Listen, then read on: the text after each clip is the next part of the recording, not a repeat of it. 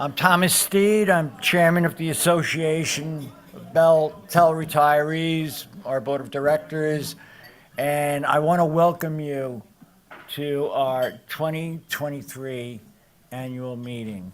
It was so nice of you to come. Now, we're going to open up the meeting. Director Frank Bruzak is going to lead us in the Pledge of Allegiance. So if you'll all please join me in the Pledge of Allegiance. I pledge allegiance to the flag of the United States of America and to the republic for which it stands, one nation, under God, indivisible, with liberty and justice for all. Yes, thank you, everyone. Thank you. All right. Next, we have our report from your secretary, the beautiful Pamela Harrison, who I might mention, her grandmother, her father worked for the telco. Her family has 100 years. 3 generations, 100 years. Pamela? Thanks, Tom. Well, I'm all out of order because I thought I was going last. But just to take care of business, I'd like you to know that we recently elected the officers of the organization. Tommy Steed is our chairman. Frank Bruzak is our chief financial officer. He's here. Una is our treasurer, and I think she's going to join us by Zoom. Tim McManus, he's our assistant treasurer and director of union relations. And I'm the secretary, and I've been doing it way too long. Tom Butler. And well, I'm going to mention the directors now. The other directors that we have are Tom Butler, who's here someplace, and we have Don Kaufman, who is currently living down south and was unable to join us today. Did I miss anybody? I think I have everybody. One thing that you need to know is that the Association of BellTel Retirees is a completely volunteer organization. We have no paid officers or no paid board of directors. I'd like to also recognize we have our office staff here with us who are extraordinary. Steph and Kathleen, they're wonderful. They run everything. If you have any problems that you are unable to resolve, you can give the office a call, and they will be more than happy to help you. Another thing I would like to mention is that I read a book that is called The Retirement Heist. It's by Ellen Schultz, who was a reporter on the Wall Street Journal, and she wrote it in 2011. And if you want to know the history of how our pensions got destroyed and stolen, you need to read this book. For myself, I can only read sometimes only a paragraph at a time. I have never been able to finish the book because it is so infuriating. It just makes you very angry. So I'll tell you that beforehand, but you definitely should have a copy. I don't get a commission or anything like that. And then I found out last night from Harlan that there's another book called Who Stole My Pension? Is this Who Stole My Pension? And when I got here today, I met this gentleman over here, and he had the book in his backpack. So it can't hurt to know everything that's happened to you. It can't hurt to know the history. You know, it makes us better able to conduct ourselves and find out ways to go back against the companies that have stolen our money and the board of executives who are walking around with our money jingling in their pockets. You know, you need to know the whole story. So I think that that's it for that business. And Tommy Butler asked me to tell everybody a little bit about the history of this location because it's such an incredible spot. I don't know about any of you, but I lived in the Bronx growing up, and we used to take the steamboat and come up the river and picnic here. And it was wonderful. We were not allowed to use the pool, though, because it was the height of polio. And my parents would not allow us to go in the pool. So, but we were able to picnic here. There used to be archery out here on the lawn. There was a ski jump here. One of the things also I'd like you to know is that this inn has hosted Dwight D. Eisenhower, Harry S. Truman, Richard Nixon, Franklin and Eleanor Roosevelt, Madam Chiang Kai-shek. Madam Chiang Kai-shek, I haven't heard that since grammar school. The First Lady of China. The New York Dodgers, that's my Bronx coming out. The New York Dodgers, the New York Giants, the New York Knickerbockers, they were before the Yankees. That was the New York team before the Yankees. And the orchestras from Tommy Dorsey, Harry James, and Kate Smith all performed here. So a little bit about the history of the place. And without further ado, thank you all. And I would like to thank all of you for supporting the association, because whatever we do, you allow us to do it. You know, you provide us the ways to get things done. So thank you very much.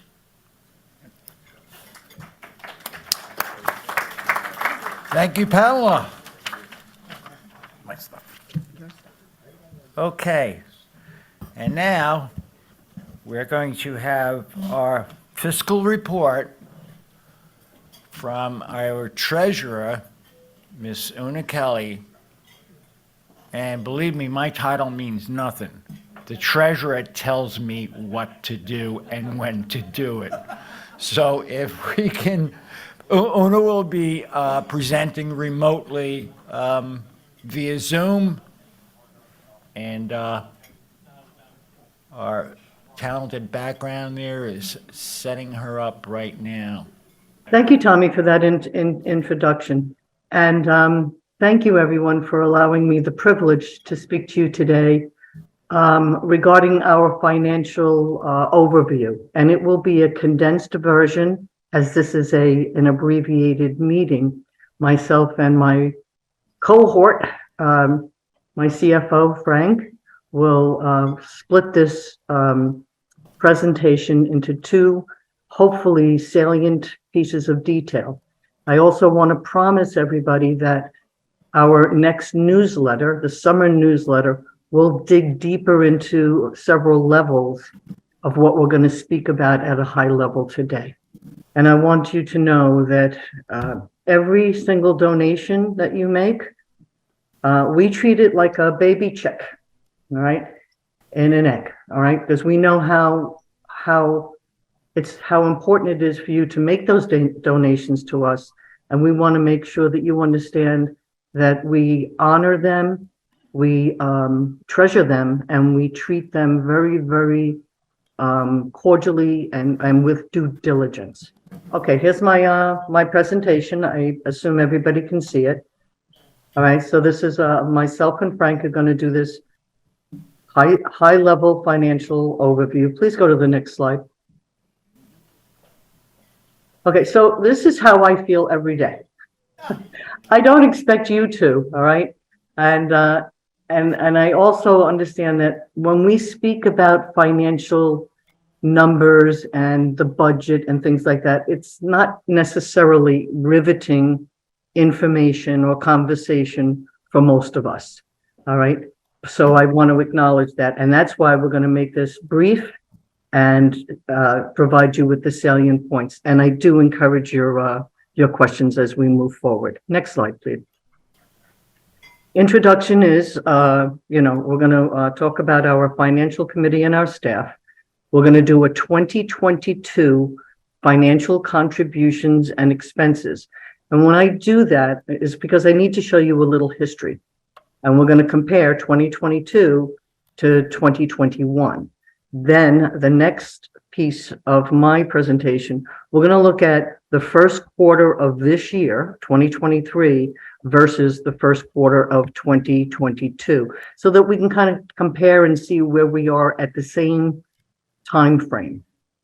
And then we're going to, Frank is going to move on to the financial planning and requirements that are necessary for us to continue as a 501c3 nonprofit organization.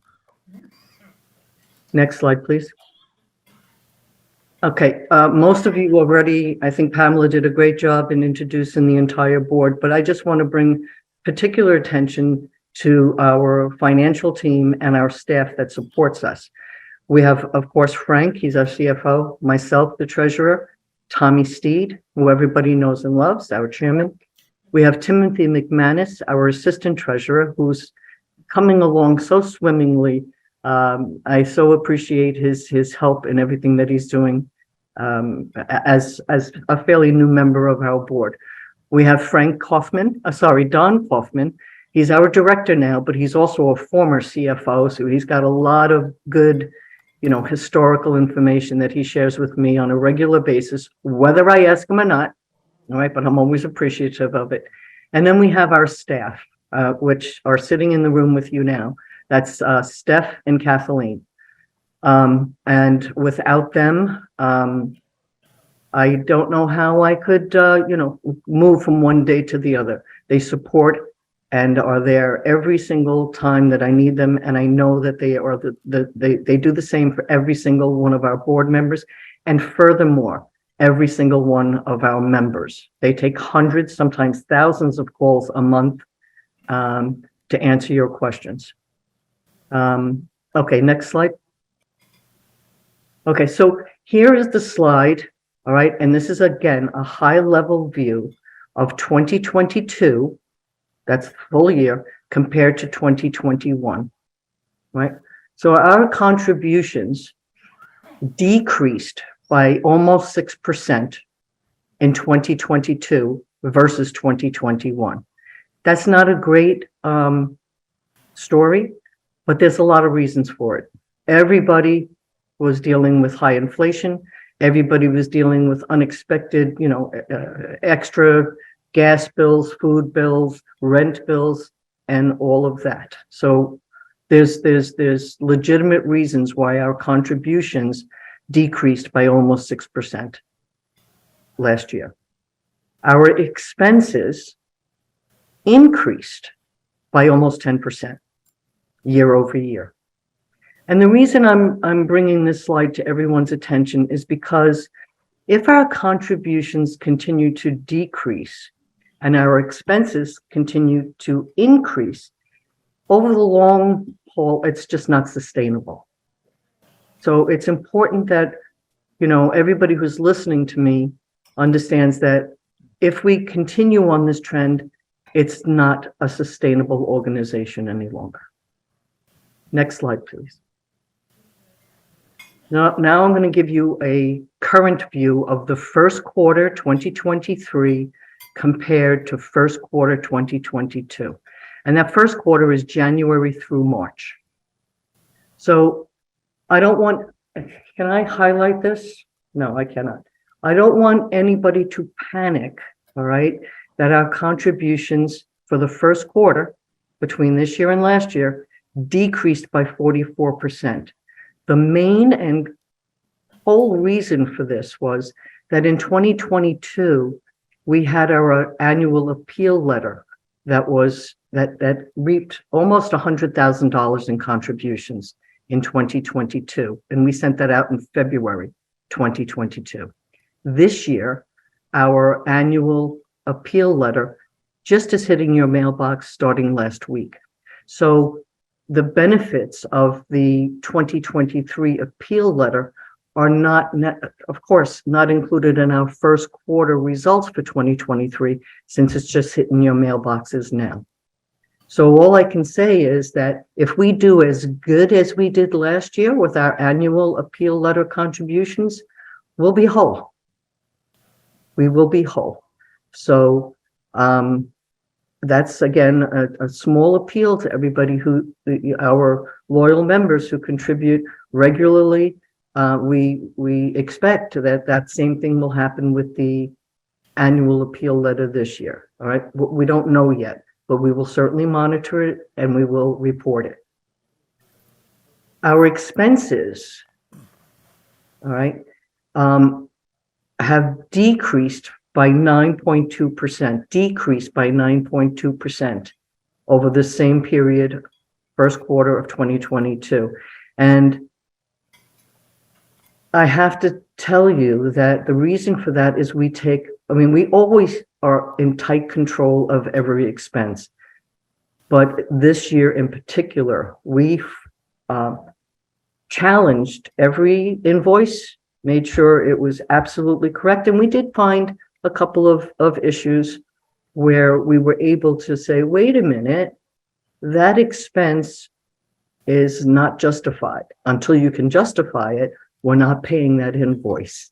And so again, I just want to bring you back to the point was every dollar that you donate to ABTR is treated like a baby bird in a nest, because we know how hard it is for you to donate that to us. And of course, we take full responsibility to make sure that it is spent wisely and appropriately. Next slide, please. Oh, before I go, I think there's a slide missing here, but I did have, can you go back one slide? Okay, so before the next slide, we're going to turn it over to our CFO, Frank. But here, I just wanted, I had a slide that it said, thank you, all right, for your contributions as often as you can and as much as you can. Because as you can see, we cannot continue our efforts, all right, and our mission, all right, to protect current and future retirees without your generosity and continued support. Okay, next slide. Here's where I'm going to turn this over to our CFO, Frank, and he's going to talk about, you know, the broader picture of how we manage cash flows and investments. So Frank, with that, Peg, you're it. Thank you. Thank you. Good afternoon, everyone. I'm this new CFO of the association, but I'd like to say one thing. I've been retired now for close to over 15 years. I was a director at Verizon. I did consulting on the side. So we'll see how I end up next year in terms of my CFO responsibilities. This is my first year. But I really took on this role because I personally want to give back. That's the name of the game. I give back at home, in my parish, and everything else. So I want to give back and give to the association. That's why I'm here. But the one thing I want to tell you is I want to go through what I think is the flow of our organization as far as financial planning and our requirements. So to meet our objectives as the association, the one thing we do is we follow a sound financial planning process. And we have disciplined accounting practices and regulatory requirements that we meet. The other thing we do is right now, if you look at the circle here, we're currently taking advantage. We have to manage cash flows appropriately. And Una mentioned this. We're very meticulous in how we manage our money, but we also have cash balances that we have to manage. So part of that is how we are managing in these situations with inflation and everything else going on in the economy. How do we manage those cash balances? So what we're doing, have the next slide, please. Oh, that's it. Okay, thanks. All right, good deal. So what we're trying to do is look at, and you're seeing this probably in your own financials at home. We're looking at ways to have our cash balances work for us. As you know, the bad news is inflation has affected our lives in terms of our expenses. The good news is that we have higher interest rates for investments. So to be diligent and trying to manage our money correctly, we now have 2 certificates of deposits, and they're paying 4.25 and 4.5%, depending upon a 6-month versus 1-year interval. Also, I'm sure some of you may have invested in what's called the I-Series bonds. So every individual in this room can basically give the $10,000, and you could get the 6.89% interest today for each person. If you're a married couple, one each. But as an association, because we're an association, we can only have one I-bond for our tax ID as an association for a nonprofit. But why not put $10,000 in and get at least 6.89% in interest? And the other thing we're doing, how many of you have gotten almost zero on your money markets previously? Well, now, and Anuna's been involved in this, and so has Steph and everybody else, we now have an increase at 3%. So what we're trying to do is use our money that we have in balance. We're hoping that it doesn't diminish, but we're using that balance to try to make and earn money to help fund what we do. Secondly, I want to talk about that we do have a rigid budgeting process and accounting process. So what we do here in that process is we have an annual budget that's prepared and tracked. But the big thing here is it's bottom-up view, and we have both the entire financial committee running this and the board. So it's always approved by our finance committee and the board before we manage a budget. But the other thing I want to mention, we talk about timely status reporting to the boards, but the main thing is a budget is a living document. We manage that budget, especially today, we have to be more vigilant in terms of how we manage that budget. So I say we put a full court press this year on the budget. And that's why what Una said, we're trying to reduce our expenses dramatically, but at the same time, we're urging you and everybody else to please help us with donations. Finally, we do have to meet regulatory requirements. So if you look at our needs there, we have state registrations, and I believe we have to give over at every state that we have members, every state that we have members, we have to provide a state registration every year. And then there's also the external audits. We have external auditing of everything we do, make sure everything's transparent and above board. And then finally, we have federal and state tax filings, which are done. So that's basically where we are, but the main thing is that it's a process. But from a personal viewpoint, if we look at you, and if we look at myself, since I am now 73, the new rule for the required minimum distribution is 73 years old. So what you could do with your IRAs, obviously, is usually use qualified charitable distributions to donate and not pay tax out of that IRA. But also, if you have a required minimum distribution at age 73 or more, you could take up to, I think it's $100,000, and that would count against your minimum distribution requirements. So again, it's tax-free, but also takes away the burden of a minimum distributions you're required out of your IRA after 73 and beyond. Another advantage. And finally, at least we got something from Social Security this year. We actually have 8.7% more money in Social Security for those of us that have it.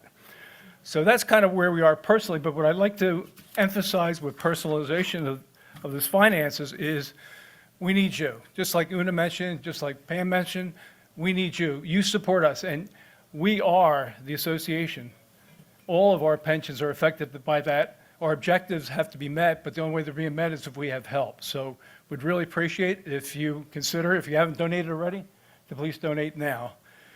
And finally, since life is short, let's all smile and have a good time. So I appreciate it. Thanks, guys. Thank you, Frank and Una Kelly, for taking care of our finances.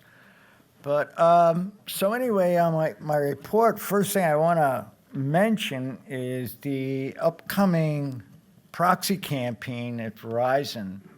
The annual meeting is May 11th in Salt Lake City this year.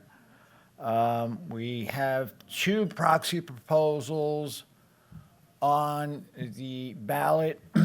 Item number 7, clawback, which I will be presenting, and item number 8, golden parachutes, which Director Frank Bruzak will be presenting. Now, we got 44% on the golden parachute last year, which was a 6% increase. If we only get 6% this year, it's going to be a majority.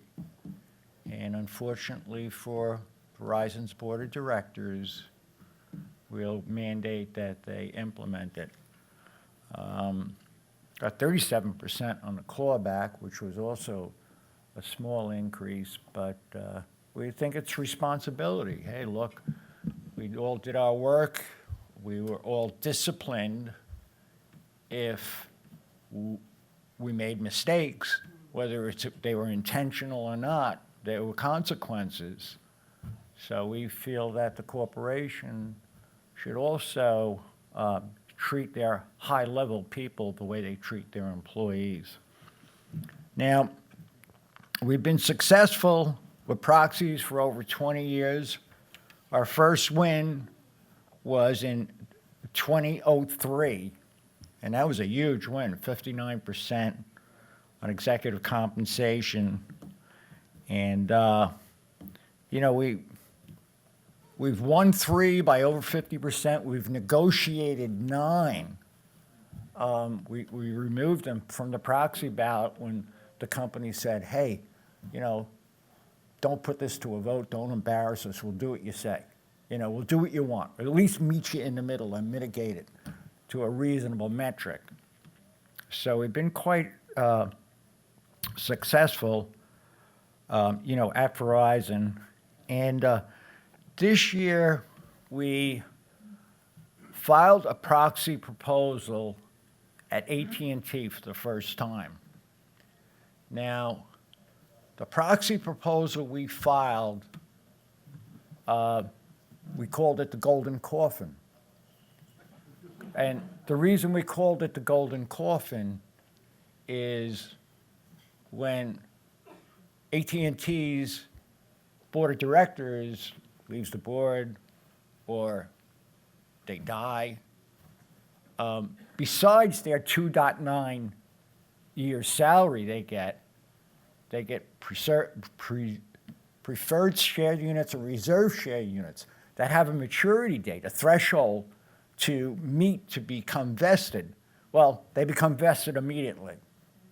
And the real reason we filed the Golden Coffin is because they reduced the life insurance for over 200,000 active and retired employees at AT&T. They lost billions, $10 billion in bad investments at, like, you know, Time Warner and places like that. So where did they fill the hole? They used the employees' lifelong assets to fill those holes. They didn't touch one single penny of their own assets. Pretty gracious of them. Hey, you know, I want all mine and I'll take it away from all my employees. So that really angered us.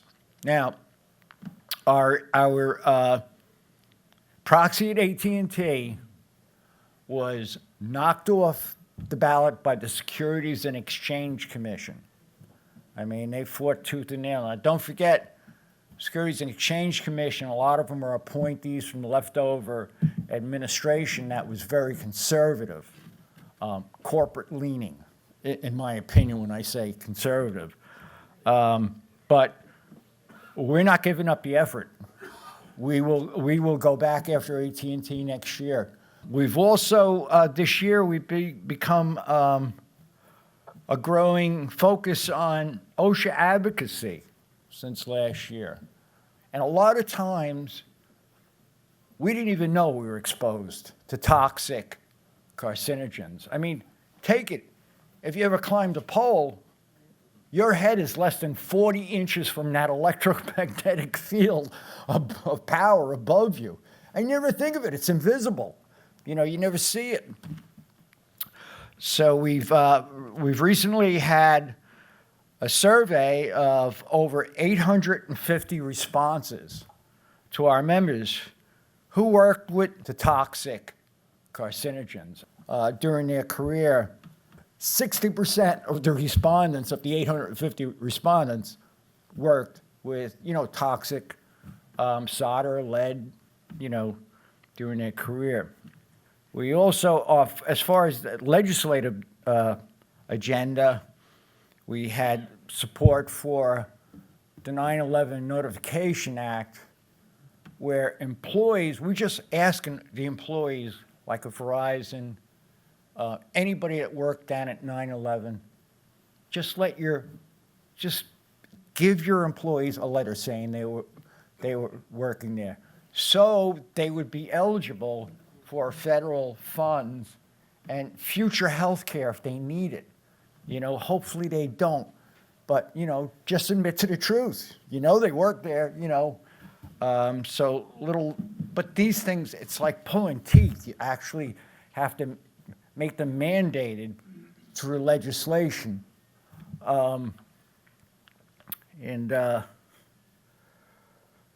You know, we had AT&T, we had Verizon workers, we had Empire City Subway consultants, a lot of people working down there exposed to 9/11. Finally, in the 1975 13th Street fire, 2nd Avenue. There was the first firefighter on the scene, Danny Noonan, retired firefighter Danny Noonan. His house was 1 block away, right? It was on 13th Street and 3rd Avenue. The building's 13th Street and 2nd Avenue. And 699 firefighters responded to that fire, and over 50% of them came down prematurely with cancer. They retired at that time. More firefighters retired on disability pension than any other fire event in the entire history of the New York City Fire Department. All right? So Danny was fighting for years for recognition, not only for the 699 firefighters that responded. Don't forget that building burnt for 2 days, burnt right into the next day. But also for the 1,000 of telephone workers that came from all over the country to rebuild the communication system. So finally, last May, there was a dedication out at the New York City Fire Academy on Randall's Island. And they have a whole dedication wall, pictures, the bronze plaque that was made up. And just recently, they put the bronze plaque on the front of the 13th Street building. But it took 47 years to get recognition. But Danny never quit. He was a real crusader. He never gave up. What's right is right, you know what I mean? And I really applaud Danny. And so if you ever pass the 13th Street building, you got to look up about 12 to 13, 14 feet, because they put it up above graffiti level, so nobody can spray. No, really, that's the neighborhood down here. You have to make it graffiti proof. Okay, and we need more retiree employee leaders stepping forward to volunteer and join our BellTel efforts. We can't do it without you. We wouldn't do what we've done so far without you. Okay, listen up. I'm going to finish with this one thing. One of my favorite sayings. Wealth is not measured by what we acquire in life, okay? Wealth is a measurement of what we can afford to give away, true wealth. So, give till you feel good. Thank you.